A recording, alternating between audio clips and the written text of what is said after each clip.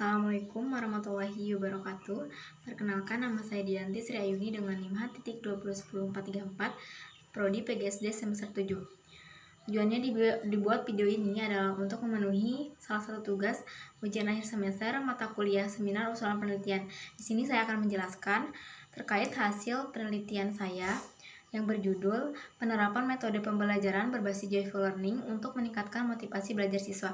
Yang pertama yaitu latar belakang, di mana saat ini di dunia pendidikan telah banyak menghasilkan berbagai macam inovasi dan menghasilkan strategi atau metode pembelajaran. Hal ini semata-mata sebagai upaya untuk mengantusiaskan minat belajar peserta didik sekaligus meningkatkan kualitas pembelajaran dan hasil belajar yang baik.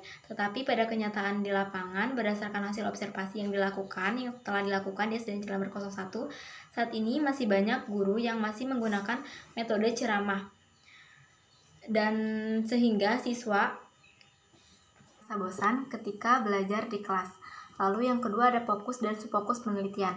Fokus penelitian berdasarkan latar belakang masalah yang telah diidentifikasi, yang telah dijelaskan tadi. Ada beberapa fokus penelitian. Yang pertama, penerapan metode pembelajaran berbasis joyful learning untuk meningkatkan motivasi belajar siswa. Yang kedua, tempat penelitian ini dilakukan di SDN Cilamber 01.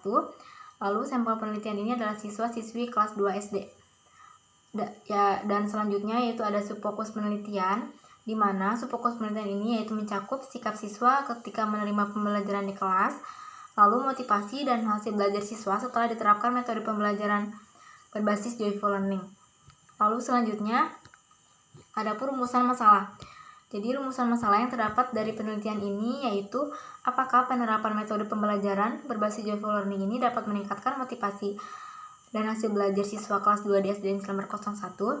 Lalu adapun pertanyaan penelitian yang dilakukan yaitu yang pertama, apakah penerapan metode pembelajaran berbasis joyful learning ini dapat meningkatkan minat belajar siswa. Lalu yang kedua, bagaimana pengaruh penerapan metode pembelajaran berbasis joyful learning ini bagi peserta didik. Dan yang ketiga, apakah terdapat perbedaan yang signifikan terhadap tingkat minat belajar siswa sebelum dan sesudah diterapkan metode pembelajaran joyful learning.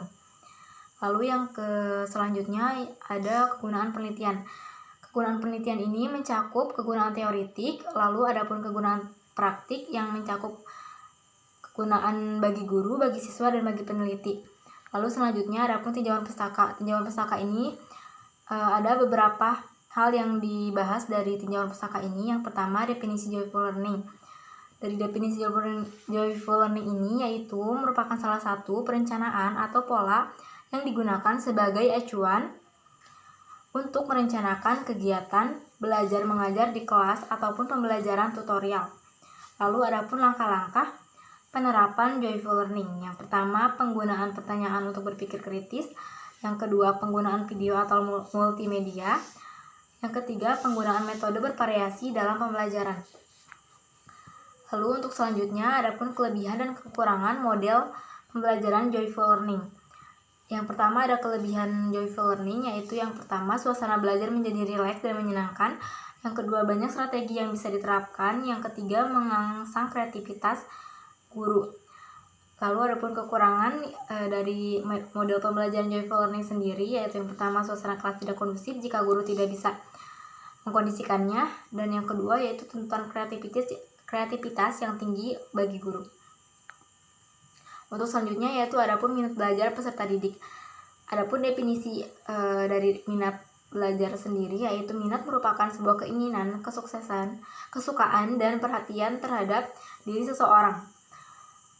Lalu adapun indikator minat belajar peserta didik. Yang pertama, perasaan senang, yang kedua, keterlibatan peserta didik, dan yang ketiga, ketertarikan. Lalu yang terakhir, perhatian peserta didik. Lalu selanjutnya adapun hasil belajar. Dari hasil belajar ini adapun definisi yaitu hasil belajar merupakan perubahan tingkah laku seseorang baik dari segi pengetahuan ataupun sikap setelah melakukan proses pembelajaran, baik pembelajaran formal maupun non-formal. Lalu adapun indikator hasil belajar sendiri. Yang pertama yaitu ada 3 ranah dari indikator hasil belajar sendiri, yaitu penilaian ranah kognitif, penilaian ranah afektif, dan penilaian ranah aspek psikomotorik. Lalu adapun penelitian yang relevan yang saya ambil dari penelitian yang sebelumnya, yaitu yang pertama saya ambil dari penelitian yang dilakukan oleh Hasan yang berjudul Pengaruh Pembelajaran Joyful Learning terhadap minat belajar peserta didik kelas 4 mata pelajaran IPA SD Negeri Tangkil 4 tahun pelajaran 2017-2018. Lalu yang kedua, menurut Fahri et al. 2020 dengan judul Joyful Learning berbasis hyper content dalam meningkatkan motivasi belajar siswa pada pembelajaran pendidikan agama Islam PAI di sekolah. Lalu yang ketiga ada menurut Soliha tahun 2017 dengan judul Pengaruh Strategi Pembelajaran Menyenangkan atau Joyful Learning melalui permainan ular tangga Android terhadap hasil belajar siswa pada konsep gerak hormon. Lalu yang selanjutnya ada metode penelitian. Dari metode penelitian ini yang pertama ada tujuan penelitian. Tujuan penelitian ini mencakup tujuan umum dan tujuan khusus, di mana tujuan umum ini dari penelitian ini adalah untuk menganalisis pengaruh penerapan metode pembelajaran Joyful Learning siswa kelas 2 di SDN Cilember 01. Sedangkan tujuan khusus pada penelitian ini yaitu mengidentifikasi minat dan hasil belajar siswa setelah diterapkan metode pembelajaran berbasis Joyful Learning. Selanjutnya ada tempat dan waktu penelitian. Lokasi penelitian ini yaitu dilakukan di SDN Cilember 01 yang berlokasi di Cisarua. Adapun subjek penelitian ini adalah siswa-siswi kelas 2 SDN Cilember 01. Waktu penelitian ini dilakukan pada tanggal 31 Oktober 2023. Selanjutnya ada latar penelitian, lalu ada metode dan prosedur penelitian. Metode dan prosedur penelitian ini dilakukan beberapa tahapan, yaitu pertama tahap pra-lapangan, lalu yang kedua tahap pekerjaan lapangan, dan yang ketiga tahap analisis data. Dan yang selanjutnya yaitu ada data dan sumber data.